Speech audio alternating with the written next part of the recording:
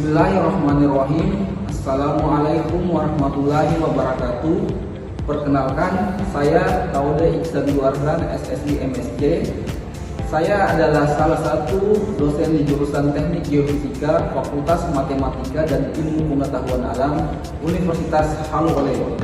Pada kesempatan ini, saya akan menyajikan sebuah video pengajaran, di mana video ini sebagai video pernyataan diri dosen dalam unjuk kerja Tridharma Perguruan Tinggi atau biasa disingkat dengan PDD UKT-PT dalam bidang pengajaran.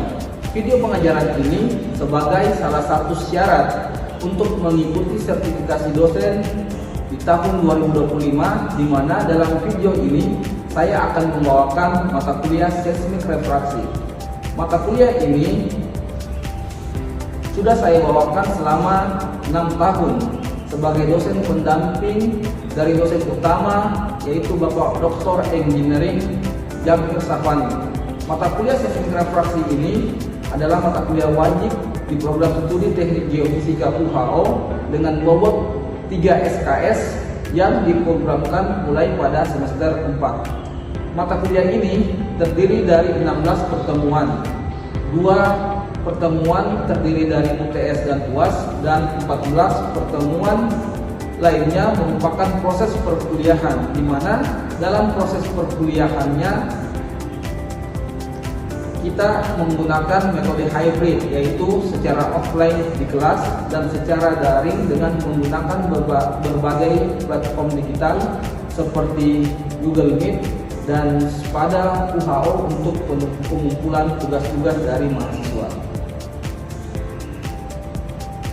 Pada proses perkuliahan mata kuliah seismik refraksi, metode pembelajaran menggunakan metode DIA, Delivery, Interaction, and Assessment, di mana dengan menggunakan pendekatan metode ini ada transfer ilmu pada mahasiswa, ada interaksi antara mahasiswa dan dosen, dan ada penugasan untuk mengetahui apakah mahasiswa memahami materi yang diajarkan. Penilaian untuk mata kuliah seismik refraksi ini terdiri dari 5 aspek penilaian, yaitu yang pertama kehadiran, yang kedua kuis, yang ketiga tugas, yang keempat UTS atau ujian tengah semester, dan yang terakhir ujian akhir semester. Bobot dari kelima item penilaian ini mengikuti peraturan Rektor Universitas Haluoleo. Deskripsi singkat mata kuliah seismik refraksi yaitu membahas tentang prinsip dasar, konsep fisika, gelombang elastik, dan penerapan metode seismik refraksi dalam studi bawah permukaan. Capaian lulusan untuk mata kuliah seismik refraksi ini yaitu mahasiswa menguasai konsep teoritis, metode eksplorasi bawah permukaan termasuk metode seismik refraksi, serta mampu menerapkannya dalam pemecahan masalah ilmiah. Adapun sub CPNK dalam video pengajaran yang akan saya bawakan yaitu interpretasi metode TX. Yang pertama, menjelaskan prinsip dasar kurva waktu tempuh atau TX dalam metode seismik refraksi. Yang kedua, mahasiswa mampu membaca dan menganalisis kurva TX. Yang ketiga, mahasiswa mampu menghitung kecepatan dan ketebalan lapisan bawah permukaan berdasarkan data Trafontaine. Yang keempat, mahasiswa mampu melakukan interpretasi geologi sederhana. Dan yang terakhir, mahasiswa mampu mengevaluasi ketidakpastian interpretasi data seismik refraksi di lapangan.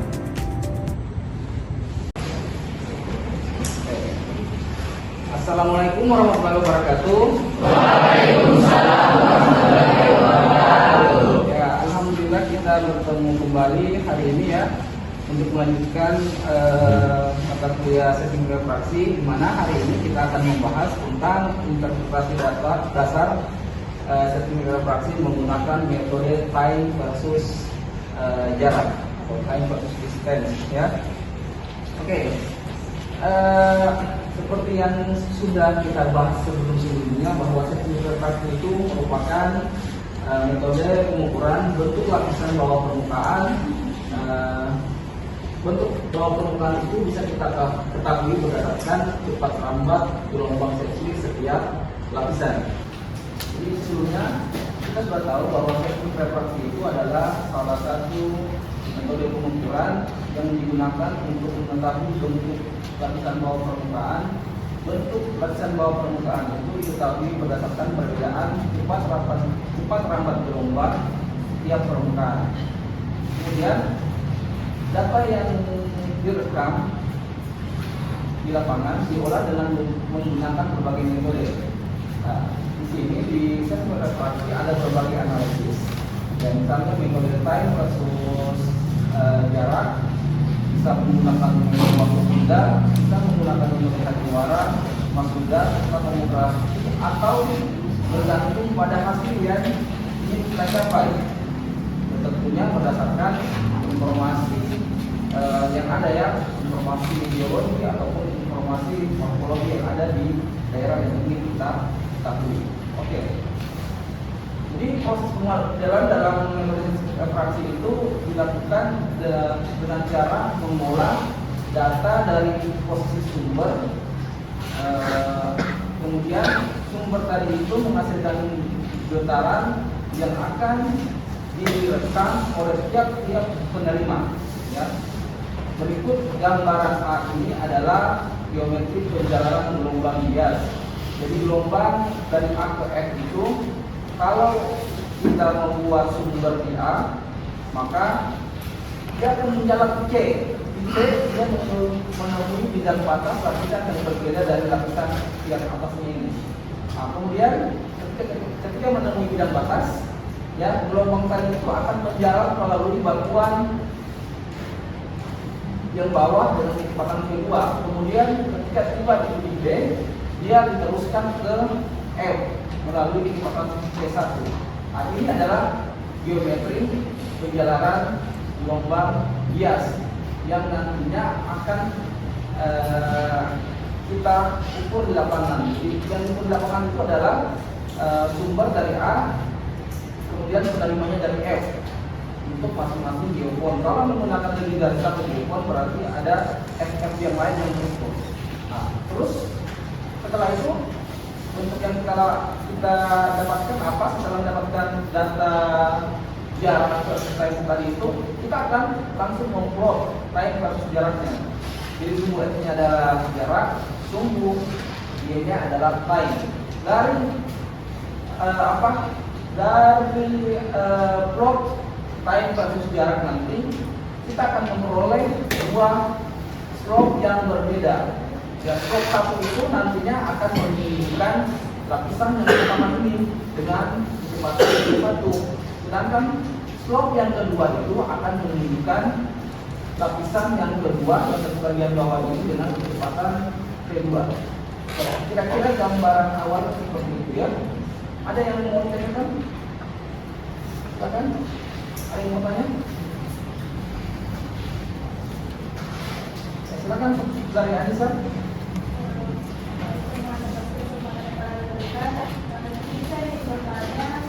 Bagaimana proses perawatan gelombang seksi dari survey hingga terdeteksi oleh Oke, ya, yang perlu kita ingat bersama-sama bahwa sebenarnya metode teknik refraksi itu dalam pengukurannya itu menggunakan 3 prinsip dasar fisika. Terjemahkannya, yang pertama itu prinsip Eigen. Ketika kita membuat sumber di sini, maka sumber tersebut akan menjadi sumber gelombang baru ketika menemui bidang batas tertentu, ya. Yang ini itu memenuhi kaidah asas prinsip Eigen, ya. Kemudian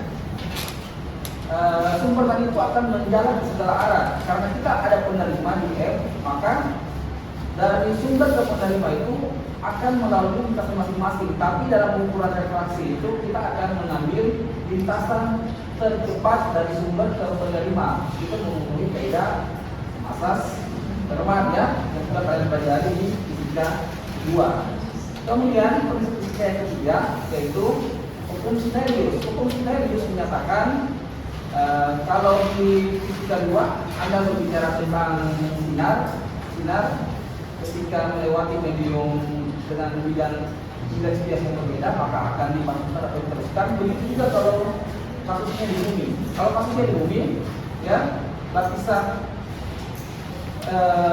pertama dengan lapisan kedua itu berbeda cepat rapatnya, ya berbeda mediumnya.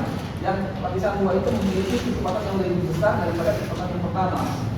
Nah, karena tadi kita membuat sumber di A, ketemu bidang panas di C, ya, maka sebagian gelombangnya itu akan dibiaskan, ya, dibiaskan dari C ke D, dia lewat kecepatan D2. Kemudian karena kita punya pendaliman di F, ya, kembali dari D ke F itu menggunakan kecepatan pertama, sehingga ya geometri pengukuran dari refraksi itu dari A ke C itu menggunakan kecepatan pertama, C ke D itu menggunakan kecepatan kedua yang ini, D ke E itu menggunakan kecepatan pertama.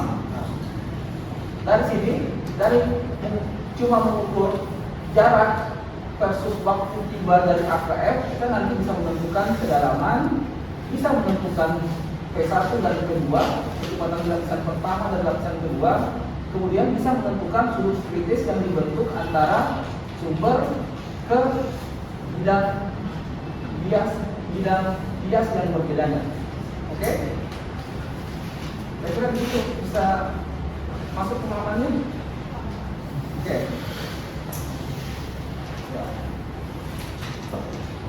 Ya, jadi kalau di lapangan nanti ya kita mengukur itu data lapangan yang kita cuma dua, ya, cuma dua. Yang pertama itu adalah jarak, kemudian waktu. Jarak waktu itu yang kita plot menghasilkan gambar ini berupa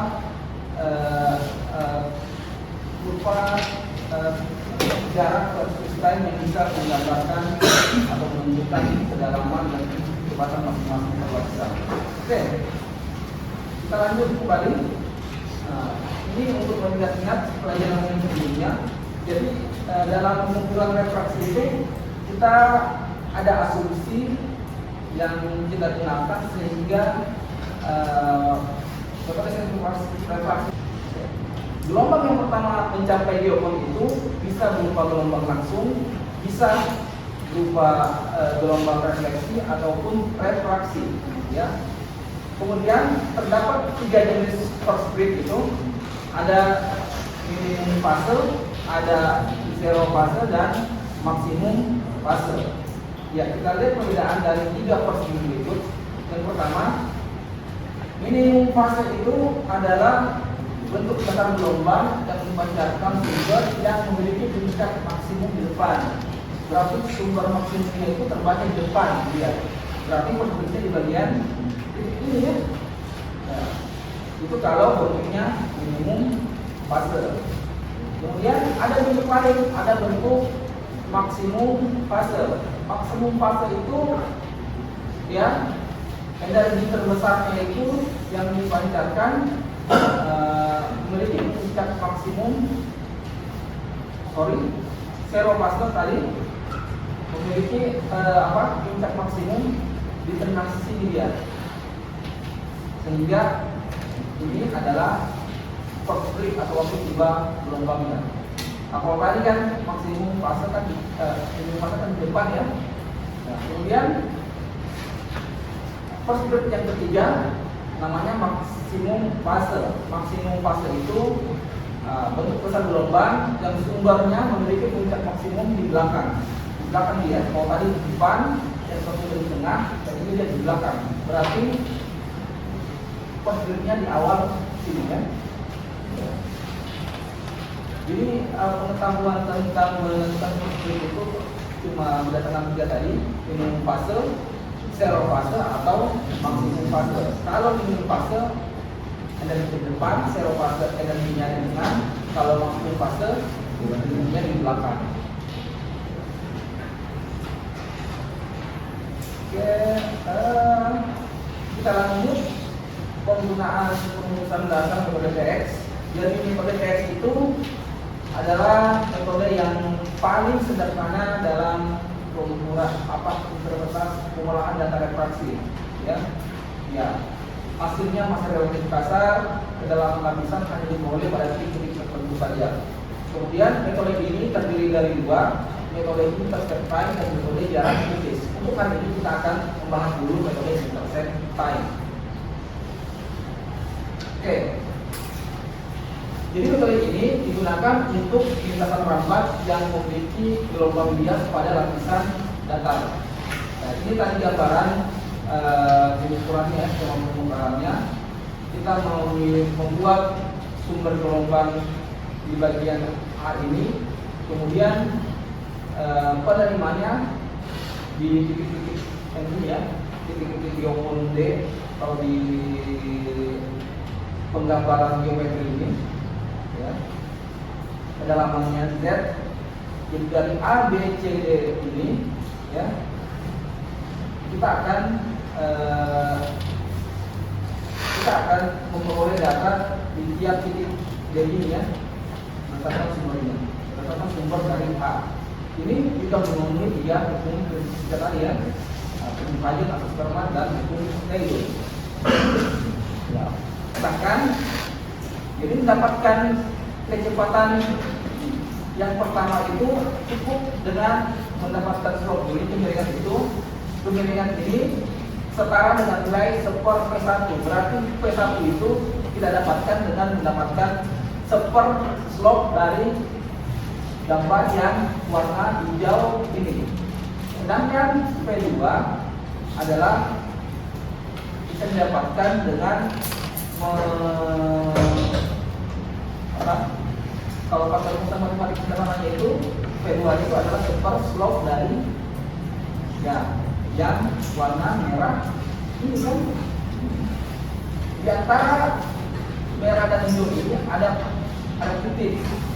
Ya, kalau dari hijau dan FC itu dinamakan sebagai jarak kritis. Jarak di mana antara waktu jarak di mana antara gelombang langsung dan gelombang bias bertemu, namanya di jarak kritis ini. Kalau kita gambarkan ini terus, ya, kita akan dapatkan waktu tenor ini dinamakan sebagai waktu intercept. Waktu di mana gelombang biasnya itu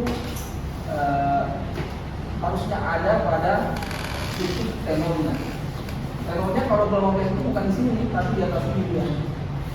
Ya.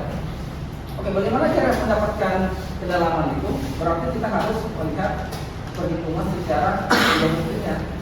Geometrinya itu kita lihat gambaran tadi ya, yang ini A, B, C, D. Jadi kan kalau ini kan A ke D punya jarak ya, jaraknya X. Kemudian A ke B punya jarak, D ke C punya jarak, C ke D punya jarak. Dari A ke bawah ini punya kedalaman. Sementara pada saat mengukur, yang terukur itu kan waktu dari A ke B, kemudian B ke C, A ke B ini melewati kecepatan P1, kemudian B ke C dengan kecepatan P2, C ke D menggunakan kecepatan P1. Oke, kita lihat urutannya ya. Jadi T AB plus CD menggunakan kecepatan P1 ditambah DC menggunakan kecepatan P2. Oke, ini kalau kontras kecepatannya cukup tinggi ya, paling minimal 2 kalinya, maka perhitungan ketebalan dari kedua dan ketiga dapat kita dekati dengan rumusan sebagai berikut. Jadi Z2 itu delta P2 kali P2 dibagi 2 cos alpus sin P2 per P3, sedangkan kedalaman P3 didapatkan dengan rumus delta P3 kali P3 dibagi 2 cos sin alpus sin P3 per P4. Mana itu ya? Ya kalau gambarannya seperti ini kira-kira ya. Jadi misalnya kalau dia berlapis-lapis ya, ini adalah lapisan pertama atau gelombang langsungnya, ini bias pertama, bias kedua, dan ini adalah bias ketiga. Nah, ini adalah waktu intercept time yang kedua, yang ketiga, dan yang keempat. Delta T itu yang mana? Delta T2 itu jarak antara ya T3 dan T2 itu disebut sebagai delta T untuk menghitung kecepatan kedalaman lapisan yang kedua kali dengan menggunakan persamaan mungkin ya delta T2 ini. Tapi secara umum lapisan yang berlapis-lapis seperti ini itu jarang, kecuali biasanya di bekas jalan yang sudah berkali-kali ditimbun, kemudian dengan material yang berbeda bisa kita ukur dengan menggunakan metode refraksi ini. Berdasarkan penjelasan tadi, mungkin ada yang mau ditanyakan apa yang belum jelas? Ya silakan, Anissa, apa yang mau ditanyakan? Saya menanyakan dari gambar yang pada slide sebelumnya. Slide yang mana? Yang pertama ini. Saya ingin menanyakan bagaimana proses perambatan gelombang seismik dari set point-nya itu hingga terdeteksi oleh geofon pada skema seismik refraksi geometri yang ditampilkan. Sekian. Oke. Ya. Oke, sebenarnya secara kalau kita melihat bahwa dalam pengukuran seismik refraksi itu menggunakan 3 asas ya. Yang pertama prinsip Hagen, yang kedua asas Fermat, yang ketiga hukum Lerius ya. Bagaimana proses perambatan dari set point ke geofon dalam survei seismik refraksi itu ya.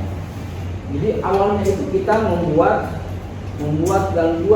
gangguannya itu bisa berupa dari palu atau kalau butuh energi yang lebih besar berarti kita bisa menggunakan bantuan katrol sebagai pembuat energi gangguan yang lebih besar. Tapi kalau kita mengukurnya yang dangkal-dangkal saja cukup menggunakan palu dan kita pukulkan ke salah satu plat yang memberikan gangguan ke arah lainnya ya. Kemudian dia ini mengikuti prinsip Hagen ya. Jadi titik yang diberi gangguan itu menjadi sumber gelombang baru ya.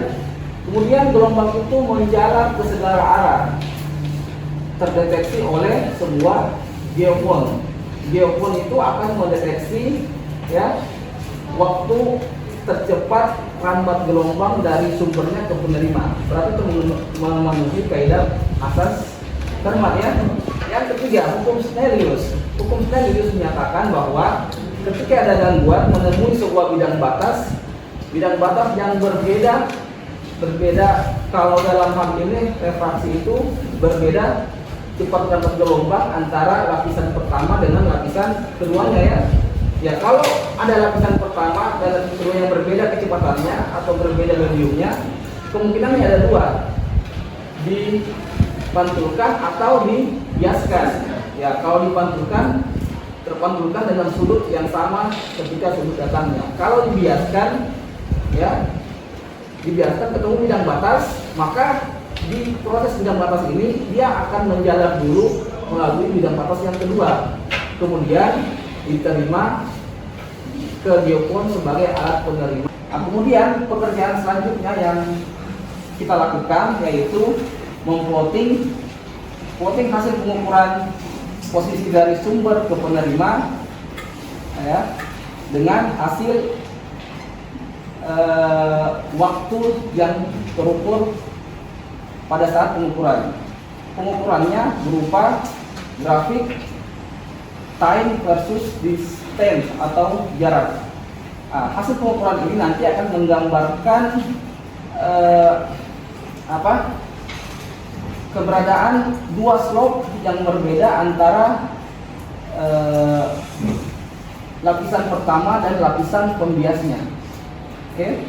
Jadi inti dari metode refraksi itu ya, pengukuran di lapangan seperti gambar yang ini adalah geometrinya, kemudian kita memplot grafik time versus jaraknya untuk mendapatkan posisi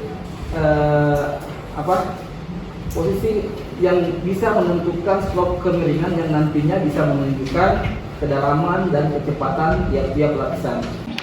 Oke. Nah, anggap semuanya sudah bisa.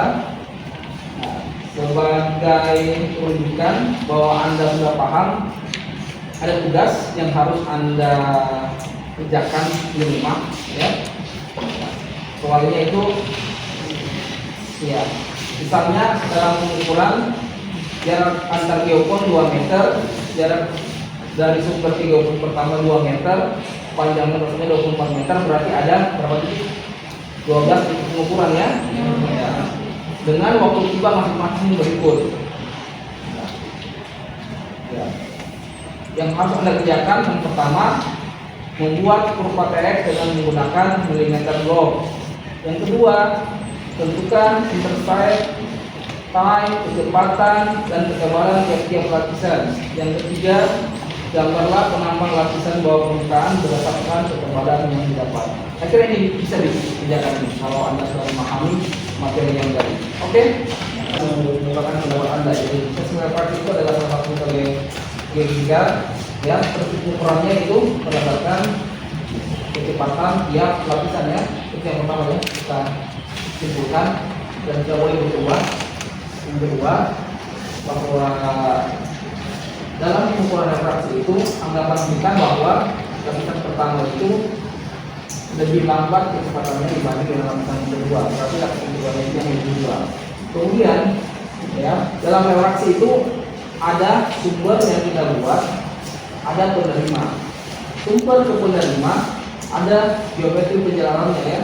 Perjalanannya itu melalui lapisan pertama dengan kecepatan V1, kemudian ketika lewat ukuran kedua dia menggunakan kecepatan kedua, kemudian kembali ke penerima dia melewati kecepatan V1, gitu, ya.